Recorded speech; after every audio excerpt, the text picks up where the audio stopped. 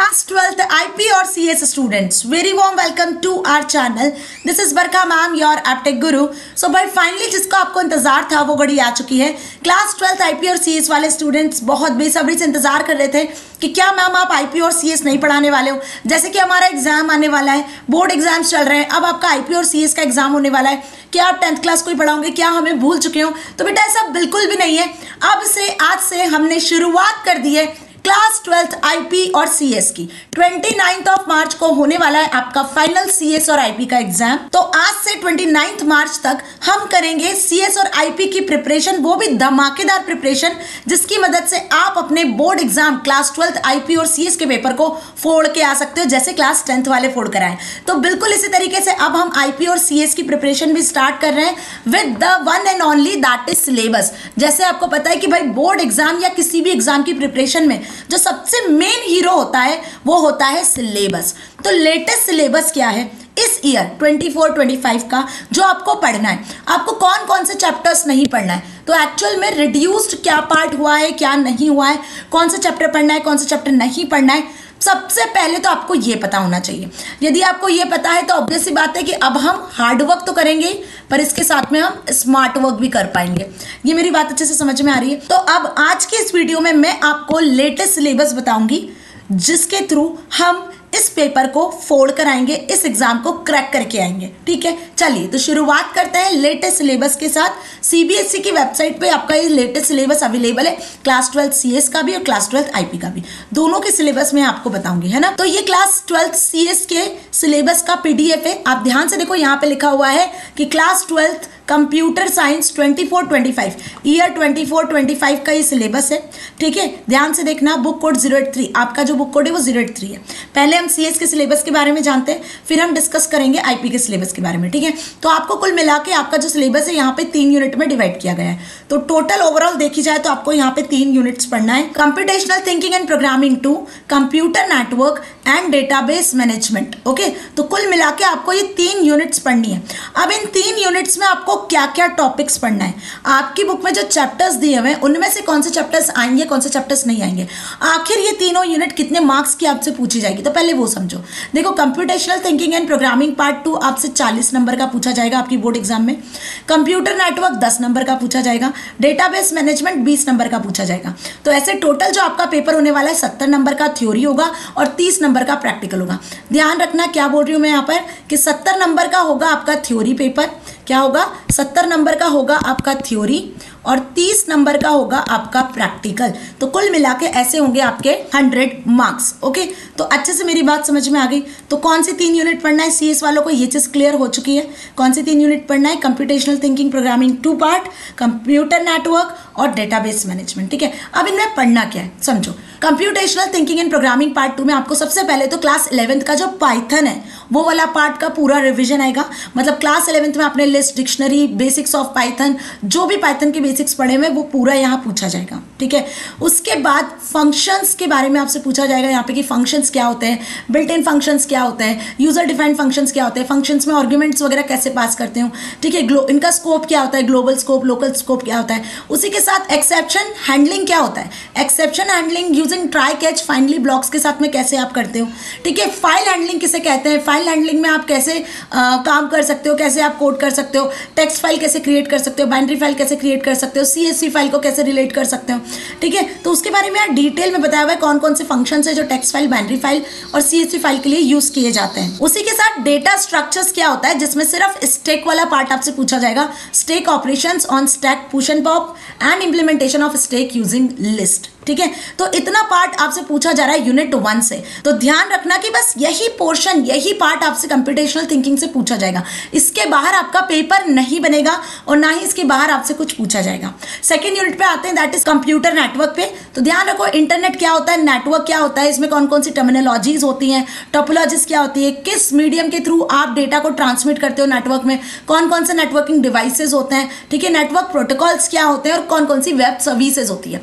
तो कुल मिला कि ये पोर्शन आपका कंप्यूटर नेटवर्क से रिलेटेड है, ठीक है। इससे बाहर कंप्यूटर नेटवर्क का भी कुछ नहीं आएगा बोर्ड एग्जाम में। Now come to the last unit, that is unit 3, database management. तो डेटाबेस मैनेजमेंट की यदि बात करूं तो बेसिक कॉन्सेप्ट ऑफ डेटाबेस जो आपने 11th में भी पढ़ा है। रिलेशनल मॉडल क्या होता है, इसमें attribute, tuple, domain, degree, cardinality, keys, candidate की, प्राइमरी की, ऑल्टरनेट की, फॉरेन की, जो सबसे ज्यादा इंपॉर्टेंट है, ये बेसिक पार्ट आपसे पूछा जाएगा। डीबीएमएस का इतना पार्ट। उसके बाद आ जाओ स्ट्रक्चर्ड क्वेरी लैंग्वेज। तो स्ट्रक्चर्ड क्वेरी लैंग्वेज में data definition language, data manipulation language, constraint, create, insert, update, delete, alter, drop, ये सारे जो एसक्यूएल स्टेटमेंट्स हैं, एलियास कैसे क्रिएट करते हैं, डिस्टिंक्ट क्लॉज, ऑर्डर बाय और नल, नॉट नल, इनका कैसे यूज किया जाता है, एग्रीगेट फंक्शंस को कैसे यूज करते हैं, जॉइंट्स क्या होते हैं, कार्टेशियन प्रोडक्ट्स क्या होते हैं, ये बेसिक पार्ट आपसे एसक्यूएल का पूछा जाएगा, ठीक है। Again come to the next, that is interface of Python with SQL database. मतलब आप एसक्यूएल डेटाबेस को पाइथन के साथ में कैसे कनेक्ट कर सकते हो, ठीक है। तो जब आप चाहते हो कि आप पाइथन का अपना जो प्रोग्राम है, आपकी जो फाइल है, उसको यदि आप डेटाबेस के कोड के साथ में कनेक्ट करना चाहते हो, ठीक है, एसक्यूएल के साथ में कनेक्ट करना चाहते हो, तो कैसे कनेक्ट करते हो, उसके लिए कौन कौन से इंपॉर्टेंट फंक्शंस हैं, जैसे कि यहाँ पे लिखे हुए हैं, इनके बारे में पढ़ेंगे। तो कुल मिला के क्लास 12th का जो सिलेबस है, जो आपसे इस बार 29 मार्च को बोर्ड एग्जाम में पूछा जाएगा, तो बेटा बस वो ये 3 यूनिट है जो आपको पढ़ना है। अब एक बात मेरी ध्यान से सुनो कि आखिर मैडम रिड्यूस क्या हुआ है ना, कौन से चैप्टर्स रिड्यूस हुए हैं, क्या हमें नहीं पढ़ना है, तो उस चीज को जरा ध्यान से समझना। कंप्यूटर साइंस बुक कोड 083 में जो चैप्टर्स आपको ओवरऑल पढ़ने हैं, अब यदि आपके पास में सुनीता अरोरा की बुक है या एनसीईआरटी की बुक है, जो भी बुक है, उन सभी बुक में ओवरऑल यही सारे चैप्टर्स आपको दिए होंगे। Chapter 1 exceptional handling, chapter 2 file handling, chapter 3 stack, chapter 4 Q, sorting, searching, understanding data, database management system, structured query language, computer network, data communication, security aspect and project based learning, यही chapters दिए हुए हैं। Yes और no, जल्दी से बताओ, यही सारे चैप्टर्स दिए हुए हैं। अब इसमें से क्या क्या पढ़ना है, तो जो हमने अभी सिलेबस में देखा उसके अकॉर्डिंग जो चैप्टर्स आपको पढ़ने हैं वो है exception handling, file handling, stack, ये तीनों आपके यूनिट 1 में आएंगे, ध्यान रखना। इसके बाद आ जाओ डेटाबेस मैनेजमेंट सिस्टम और एसक्यूएल, ये यूनिट 2 में आएंगे। And then computer network and data communication, ये यूनिट 3 में आएंगे। तो कुल मिला के आपको 3, 4, 5, 6, 7 टोटल 7 चैप्टर्स को पढ़ना है। टोटल 7 चैप्टर्स को अपनी बोर्ड एग्जाम के लिए प्रिपेयर करना है। बाकी क्यू नहीं आएगा, सॉर्टिंग नहीं आएगा, सर्चिंग नहीं आएगा, अंडरस्टैंडिंग डेटा नहीं आएगा, सिक्योरिटी एस्पेक्ट भी नहीं आएगा और प्रोजेक्ट बेस्ड लर्निंग भी नहीं आएगा। मतलब 5, 6, 7, 12 और 13 जो चैप्टर्स है वो आपसे आपकी बोर्ड एग्जाम में नहीं पूछे जाएंगे। तो जिन स्टूडेंट्स को ये बात अभी तक भी नहीं पता थी और वो ये पढ़ाई करने में लग चुके हैं, तो बेटा बिल्कुल नहीं करना है। रिड्यूस जो चैप्टर्स है वो है chapter 4 Q, 5 sorting, 6 searching, 7 understanding data, security aspect and project based learning. ये चैप्टर्स नहीं आ रहे, इनको बुक में से अभी के अभी क्रॉस कर दो, हटा दो, ताकि आप गलती से भी इन्हें ना पढ़ लो और अपना टाइम वेस्ट ना कर लो। तो दिस इज हाउ अबाउट कि हम सिलेबस के अकॉर्डिंग अब पढ़ाई करने वाले हैं, जिसमें exception handling, file handling, stack के बारे में समझेंगे, डेटाबेस मैनेजमेंट सिस्टम एसक्यूएल के बारे में पढ़ेंगे और कंप्यूटर नेटवर्क में आप पढ़ोगे यहाँ पर कंप्यूटर नेटवर्क और डेटा कम्युनिकेशन के बारे में। तो इन पर्टिकुलर चैप्टर्स में आपका होल सिलेबस कवर हो जाने वाला है, ठीक है।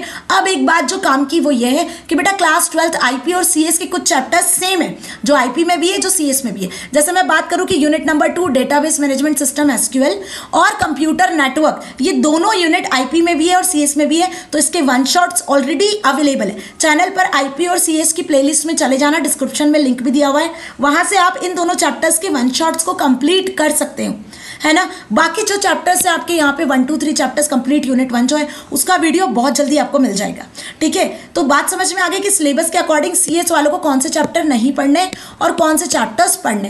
अब आ जाते हैं हम IP that is informatics practices book code 065 पे।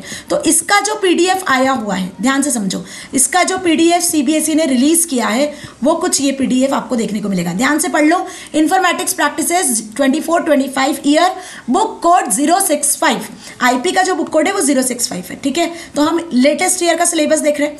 आपको यहाँ पे पढ़नी है 4 यूनिट्स। तो आईपी के सिलेबस में टोटल 4 यूनिट्स हैं और वहीं यदि मैं बात करूँ सीएस के सिलेबस की तो टोटल वहाँ पे 3 यूनिट्स हैं, ठीक है। अब वो यूनिट्स कौन कौन सी है, तो data handling using pandas and data visualisation, जो कि सीएस में नहीं है, जो सिर्फ आईपी में दी हुई है। बाकी database query language using SQL, ये आपके सीएस आईपी दोनों में कॉमन है। और इंट्रोडक्शन टू कंप्यूटर नेटवर्क, ये भी सीएस और आईपी दोनों में कॉमन है। सोसाइटल इंपैक्ट वहाँ नहीं है, सीएस में यहाँ है, ठीक है। तो पहली बात तो समझ में आई। तो टोटल हमें ये 4 यूनिट्स यहाँ पढ़नी है। अभी कितने कितने मार्क्स का आपसे एग्जाम में पूछा जाएगा, तो देखो पेंडास लाइब्रेरी डेटा विजुअलाइजेशन जो है वो 25 नंबर का आएगा, ज्यादा वेटेज रखता है। क्वेरी डेटाबेस क्वेरी और एसक्यूएल 25 नंबर का आएगा, ये भी भी ज़्यादा वेटेज रखता है, मतलब 50 नंबर के क्वेश्चंस तो यूनिट 1 और यूनिट 2 से ही आ जाएंगे।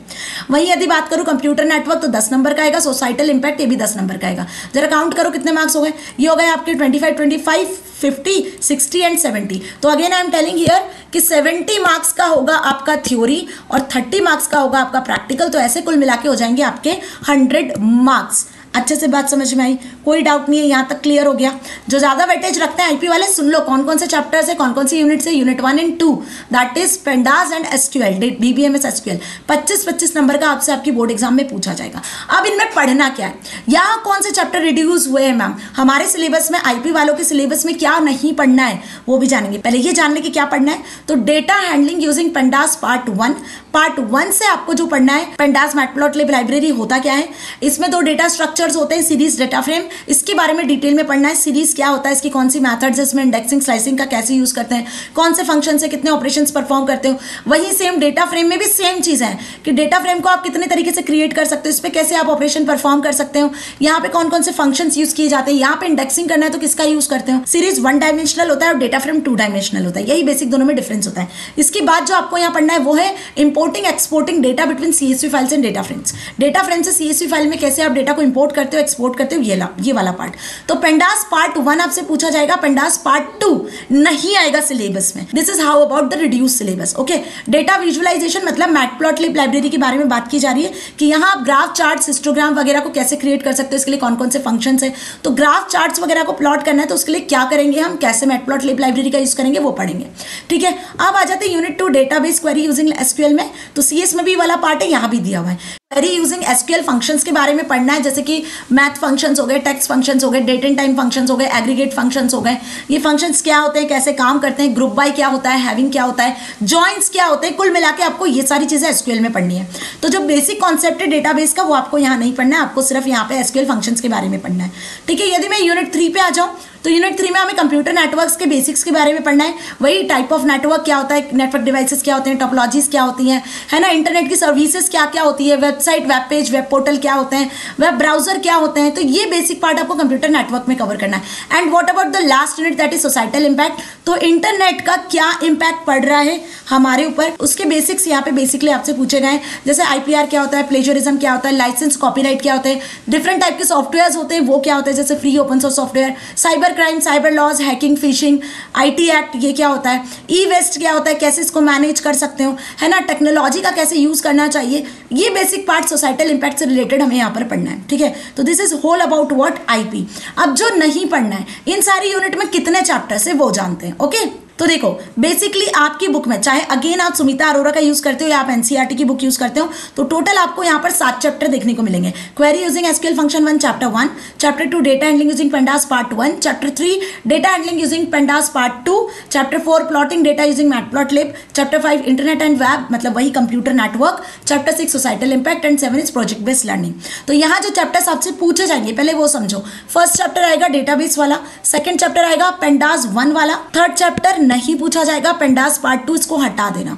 फोर्थ चैप्टर आएगा that is matplotlib, internet and web यानी कंप्यूटर नेटवर्क ये भी पूछा जाएगा, एंड सोसाइटल इंपैक्ट भी पूछा जाएगा। 7 चैप्टर नहीं पूछा जाएगा। तो कुल मिला के जो रिड्यूस सिलेबस है, जो इस बार आपसे बोर्ड एग्जाम में नहीं पूछा जाएगा, आपका जो 29 मार्च को पेपर बनने वाला है वो कुल मिला के चैप्टर 1 to 4 एंड 5, 6 से मिलेगा, मतलब बनेगा, मतलब समझ में आया। 1 to 4, 5, 6 चैप्टर से ही आपका फाइनल जो पेपर है बनने वाला है। तो रिड्यूस चैप्टर्स कौन कौन से हैं, रिड्यूस चैप्टर 3 एंड 7 है। ये 3 और 7 वाले चैप्टर आईपी वाले आपको नहीं पढ़ना है। This is the reduce chapter, this is the reduce part जो कि इस ईयर सीबीएसई ने रिलीज किया है। वैसे यदि देखा जाए तो ईयर 23-24 में भी ये वाले सारे चैप्टर्स को रिड्यूस किया गया था। तो 23-24 और 24-25 का जो सिलेबस है लगभग सेम है, इसमें कोई भी ज्यादा डिफरेंस नहीं किया है सीबीएसई ने। ओके, तो होपफुली आपको पहले तो सिलेबस अपना अच्छे से क्लियर हो चुका है।